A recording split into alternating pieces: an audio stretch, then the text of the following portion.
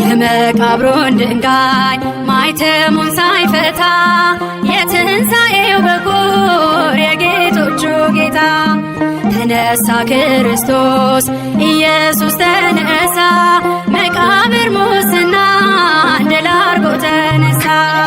የመቃብሩን ድንጋይ ማይተሙን ሳይፈታ የትንሣኤው በኩር የጌቶቹ ጌታ ተነሳ ክርስቶስ ኢየሱስ ተነሳ መቃብር ሙስና ድል አድርጎ ተነሳ።